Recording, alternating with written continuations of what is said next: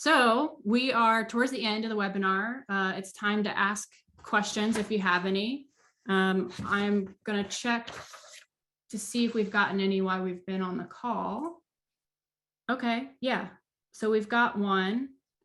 You mentioned fractional leadership. How long should fractional leadership be in the picture? A finite period of time or indefinitely? Yeah, maybe I'll answer that. I mean, the answer there is it really depends on the company. I think that some companies are looking to bring someone on to have an immediate impact for a short period of time, get either the marketing or sales department functioning, the processes and the execution in place, and then basically bring in their replacement, who would be more of a full-time, long-term person. You also see situations where companies really see the value in just a continued relationship with an outsourced type of contractor, that it makes sense for them financially in terms of their strategy and execution. And those are relationships that can last for years. So it really comes down to the appetite of the company and what they're looking for. So there's no particular right or wrong answer there other than, whatever fits your needs as a business owner. Yep, fractional doesn't necessarily mean temporary. It really depends on your company needs. So yeah, I completely agree. There's a question here for you, Todd. Having worked with you in the past and valued it, you spoke once to the value of having marketing involved closely in QBRs. How do you see that best being facilitated? Great question. I love any question that begins with having worked for you and enjoyed it. I think right away you've won me over. So, yeah, I think, I think the QBRs are quarterly business reviews, which really every quarter, if you think about a sales group, usually you're going to have weekly one-on-ones and weekly sales meetings. The QBRs are really designed to be more of a full day or two of really going over the strategic focus, really going over kind of what's your business plan for the upcoming quarters beyond just kind of what's in front of us.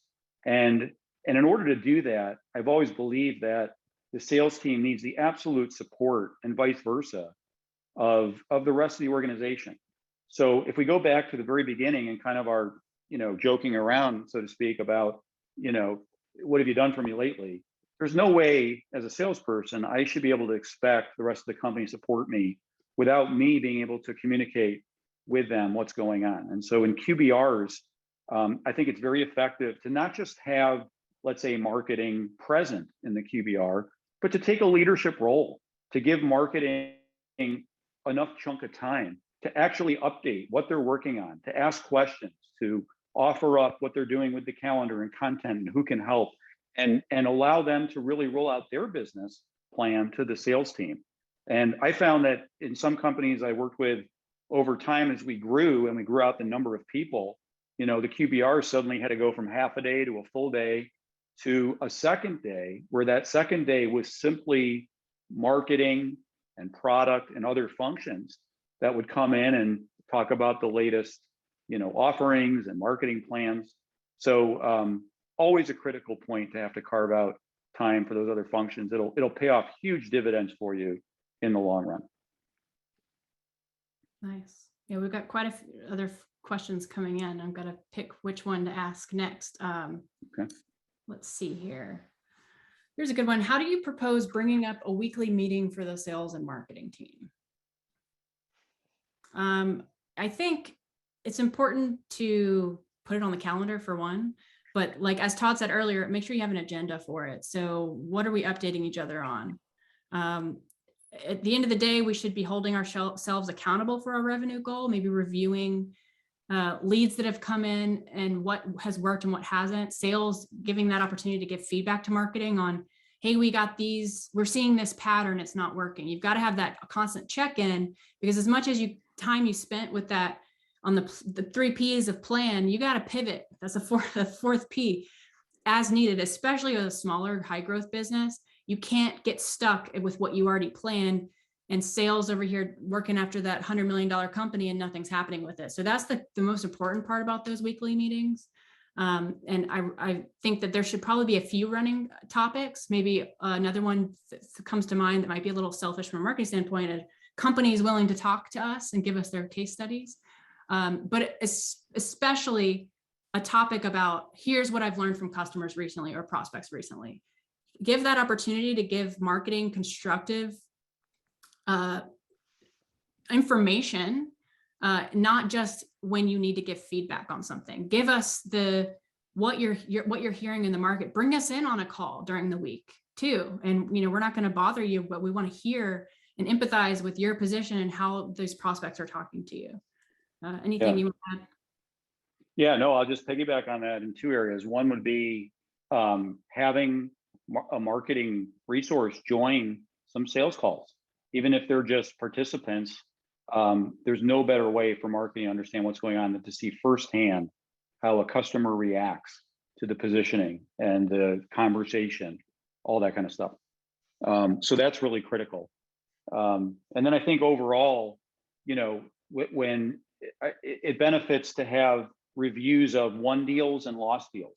So I think part of this sales and marketing weekly meeting should always be a readout on why did we win a deal and why did we not win a deal. And that sort of has to be managed so that the salesperson, as a sales manager, I would always manage a salesperson to not say we lost because of price or, we won because I'm a great salesperson. I mean, there has to be valid reasons, but it's a way for a company to really drill into what's working well when we win a deal. What's the feedback? What are the drivers? Because we want to do more of that. And then when we lose a deal, let's be honest. We probably didn't execute well enough. Maybe our competitor, going back to what I said earlier, the story about, the feedback when I did this with a client was your competitors just seem to understand our business better. So that was where we had to pivot and focus. So those won-loss deal reviews are really important, especially when they're live and in person and not just an email. Yeah, I agree. I've learned a lot from that, especially in my world of RFPs and learning, RFPs are not necessarily the best path to winning a deal, but you can learn a whole lot for why they have the natural review for why they didn't pick you. That you can learn a lot during that time. Right. Here's a really good question. Do you think marketing has animosity towards sales departments due to the fact that the sales team gets paid commissions? What if the marketing people were incentivized with bonuses from sales benchmark? This would make it a true team effort to be more effective overall. Yeah, I mean, 100%. I don't think marketing has animosity towards the sales people unless they have the assumption that they're doing nothing and they're going to get paid more and they're making marketing be their admin to get the deal. I think that's maybe when that comes up. But at the end of the day, marketing usually does have an incentive for revenue.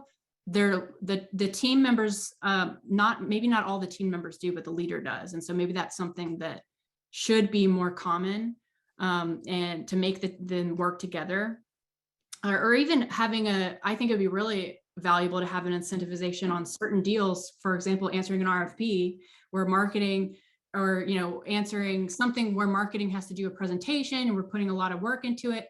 If we could get a cut of that deal, that would be really incentivizing, and I doubt we'd have much fights. But I don't know if that's going to solve the problem. I mean, money can motivate a lot of people, but it's not everything at the end of the day. Yeah. And I think, we've seen different examples of, sometimes there's a little bit of, hey, we generate all these leads and then it's not our, marketing can't control whether sales closes the deal or not. So there should be an element tied to, how many sales qualified leads in marketing generate, so that at least they're measured against that, separate from whether the deal closes. But there's always a component of revenue tied to that. And then I think there's another component, not just marketing, but sometimes in organizations, the salespeople are resented because it's like, man, they don't seem to work as hard as I do, and yet they get the commissions and I don't. And at the end of the day, anyone's welcome to try to become a salesperson and carry a bag and have a quota.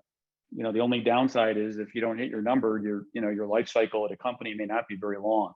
So even though on the surface, salespeople, may appear to be kind of walking away with a commission check, the reality is, only the best are going to survive. So it's really something that I always say as a sales manager, my sales team should make more money than me, right? Meaning I want those salespeople to be motivated and excited because they're driving the top line revenue growth for the company. Yep. That's a good answer too. Another one is, What is the process of a fractional marketer coming in and learning existing sales processes? How do you develop that trust and relationship? It's a really good question. I can take a stab at answering that off the cuff. I would love Todd's thoughts too, even though you're not in marketing, but how do you do the same with learning the sales process as you join? For me, it's speaking to the right people, looking at the data, asking them tons and tons of questions. A lot of times I've done this where I walk in, I spend a few months getting to know the right people, looking at the data, understanding sales process. I always ask to join a call in the beginning or hear at least a recording of a call or a few, and take that time to really, you come up with, you think the sales cycle, but then you find out that, people aren't putting it in Salesforce, or it's not done this way, or this is the old way we used to do it. And it kind of takes a really, what I like to put, if you can see it in my background, heartfelt approach to really getting to know, taking that quality dive into the company, because every company is different. No company I've ever seen, and maybe I haven't seen all the companies, that's for sure, but has had the same sales process. It's all unique to the product you're selling and the target audience.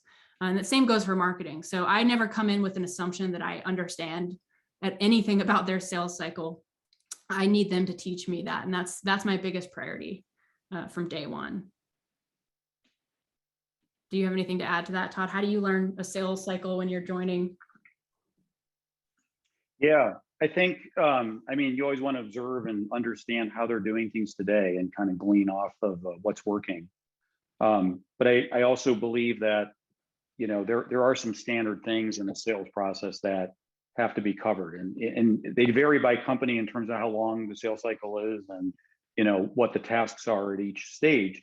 But part of building a sales process is to understand that, okay, we have a series of steps that we go through, and at each step, we know what our objectives are. We understand what the sales rep is responsible for. We understand what the items are that have to be achieved before we go to the next step. And that's kind of the cadence so that we can have a repeatable, measurable, forecastable sales motion. And so it's marrying kind of the experience of there's a general sales process that we know works over and over and over again, and marrying that with each company's kind of unique product, service, the nuances of their go-to-market, and it's kind of bringing those things together. Yeah, and looking at past conversion rates, what's working, what's not working. You don't want to come in and take away what's working. You want to amplify it. You want to add new things that haven't been tried and test it, but you don't want to spend a whole bunch of money on something that's never been tried before at that company. It's opportunity for failure right there. So yeah, it's a practical mindset and fitting in with the existing company as perfectly as possible, but amplifying what is going to work well for them. Well, we're towards the end. I think we go ahead and let them go, give them 2 extra minutes of their day. Thank you so much, everyone, for attending. We really appreciated it. If you have any questions, feel free to reach out to us. I think there's going to be an email invite with our emails, or email reminder or thank you after this webinar with our emails if you have any questions, if you don't capture it here. But again, really appreciate your time today. Yeah, thank you for joining, everybody. Thank you so much for having lunch with us. I hope you all learned something or took something out of this that's of value to you. That's really all we can ask. So we really appreciate your time and you attending. Thank you. Great. Thanks so much.